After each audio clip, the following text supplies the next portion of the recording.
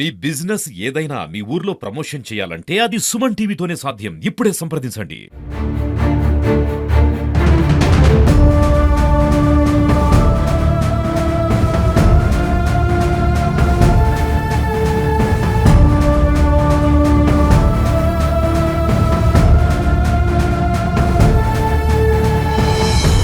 నమస్తే, welcome to Suman TV. Operation సంభవ్లో భాగంగా ఏజెన్సీ ప్రాంతాల్లో కూంబింగ్ కొనసాగుతుంది. మంగళవారం జరిగిన ఏదైతే కూంబింగ్లో భాగంగా మావోయిస్టులు మృతి చెందారో అందులో కీలక నేత హిడ్మా ఉన్న సంగతి కూడా మనందరికీ తెలిసిందే. గత 15 రోజులుగా ఛత్తీస్గఢ్ ఏజెన్సీ ప్రాంతంలో ఏదైతే కూంబింగ్ నిర్వహిస్తున్నారో ఈ నేపథ్యంలో మావోయిస్టులు ఎక్కడ తలదూచుకునేందుకు అవకాశం లేకపోవడంతో ఏఓబికి వాళ్ళు చేరుకోవడం, అక్కడి నుంచి ఏజెన్సీ ప్రాంతాలకు వాళ్ళు స్విట్ అవ్వడం జరిగింది. అయితే ఈ నేపథ్యంలోనే మంగళవారం తెల్లవారుజామున పోలీసులు నిర్వహించిన కూంబింగ్ లో ఎవరైతే కీలక నేత హిడ్మా ఉన్నాడో హిడ్మాతో పాటు తన భార్య అలాగే తన అనుచరులు కూడా దాదాపు 6 మందిని ఆ రోజు మృతి చెందడం జరిగింది. అలాగే నిన్న కూడా సేమ్ కూంబింగ్ నిర్వహించారు. ఈ కూంబింగ్ లో మరో 7 మావోయిస్టులు మృతి చెందిన విషయం మనందరికీ తెలిసింది. అయితే ఇంకా కూడా కూంబింగ్ అయితే కొనసాగుతుంది. ఏజెన్సీ ప్రాంతాల్లో మావోయిస్టులు ఎక్కడెక్కడ ఉన్నారో పోలీసులు కూడా జల్లెడ పడుతున్నారు.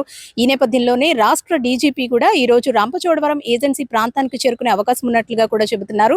ఏదైతే ప్రభుత్వ డిగ్రీ కాలేజ్ ఉందో అక్కడ హెలీప్యాడ్ ను కూడా ఏర్పాటు చేశారు. హెలికాప్టర్లో ఆయన రంపచోడవరం ఏజెన్సీ ప్రాంతానికి చేరుకుంటారు. అక్కడి నుంచి కూడా పరిస్థితిని సమీక్షించే అవకాశం కనిపిస్తుంది. పూర్తిగా భద్రతను కూడా ఏర్పాటు చేశారు. అయితే ఈ నేపథ్యంలోనే హిడ్మా గురించి మనం చెప్పుకోవాలంటే కనుక 2010 ఏదైతే దంతెవాడ ఘటన ఉందో ఈ ఘటనలో 76 మంది సిఆర్పిఎఫ్ జవాన్లు మృతి చెందడంలో కీలక పాత్ర పోషించాడు హిడ్మా. అతి చిన్న వయసులోనే దళంలో ఒక ప్రత్యేక గుర్తింపు, ప్రత్యేక స్థానాన్ని కూడా హిడ్మా గుర్తింపు పొందిన సంగతి మనందరికీ తెలిసిందే. అయితే అతి చిన్న వయసులో 44 ఏళ్ల వయసులో ఈ కూంబింగ్ లో భాగంగా హిడ్మా మృతి చెందాడు.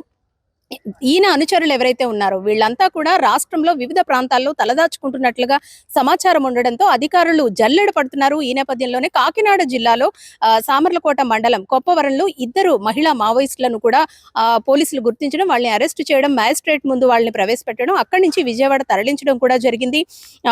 ఈ 2 మహిళా మావోయిస్టులు ఎవరైతే ఉన్నారో వీళ్ళకి కంటి సమస్యతో బాధపడడంతో కాకినాడ చేరుకున్నారు అని చెబుతున్నారు అధికారులు. అయితే ఈ నేపథ్యంలోనే మాటు వేసిన అధికారులు పోలీసులు వీళ్ళని అరెస్ట్ చేయడం అయితే జరిగింది. హిడ్మా కూడా ఈ విధంగానే మట్టుబెట్టారు. ఎప్పుడైతే కేంద్ర ప్రభుత్వం 2026 మార్చి 31కి అసలు మావోయిస్టులే లేకుండా చేస్తామంటూ చెప్పిన విషయంలో మొదటి అడుగు వేసిందనే చెప్పుకోవాలి. హిడ్మా దంతెవాడ ఘటనలో 76 మంది సిఆర్పిఎఫ్ జవాన్లను మట్టుబెట్టి అక్కడున్న ఆయుధాలను తీసుకువెళ్లడమే కాకుండా ఇప్పటి వరకు దాదాపు 26 సార్లు భారత భద్రతా దళాలపై దాడులు చేసి వాళ్ళ ఆయుధాలను తీసుకువెళ్లాడు. కీలక నేతగా వ్యవహరించడమే కాదు, మావోయిస్టు నేతలు ఎవరైతే ఉన్నారో వీళ్ళంతా కూడా వయసు అయిపోయిన నేపథ్యంలో కీలక బాధ్యతలు హిడ్మాకే అప్పగించారు. హిడ్మా చనిపోవడంతో ఇప్పుడు మొత్తం దళమంతా కూడా పోలీసులకు చిక్కిన నేపథ్యంలో ఎక్కడా కూడా మావోయిస్టులు లేకుండా అంతం చేస్తామంటూ అధికారులు చెప్పిన మాటకు కట్టుబడి ఈ ఎన్కౌంటర్ జరిగినట్లుగా కూడా చెప్పుకోవాలి. ఇప్పటికీ కూడా ఇంకా ఏజెన్సీ ప్రాంతాల్లో కూంబింగ్ అయితే కొనసాగుతూ ఉంది.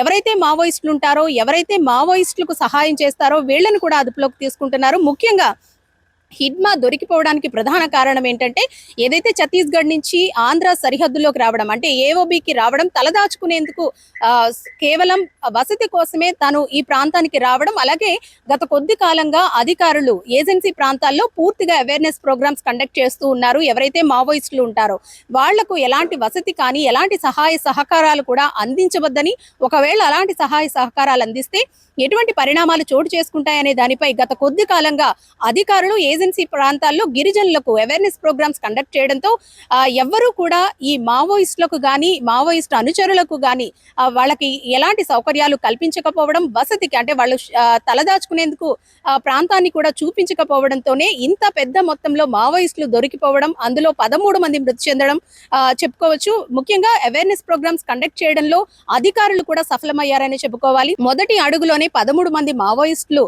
మృతి చెందడమే కాకుండా పదుల సంఖ్యలో మావోయిస్టులు రాష్ట్ర వ్యాప్తంగా ఎక్కడెక్కడ తలదాచుకున్నారో వీళ్ళందరినీ కూడా జల్లెడ పట్టి పోలీసులు అదుపులోకి తీసుకున్నారు. వీళ్ళందరినీ విజయవాడకు తరలించడం కూడా జరిగింది.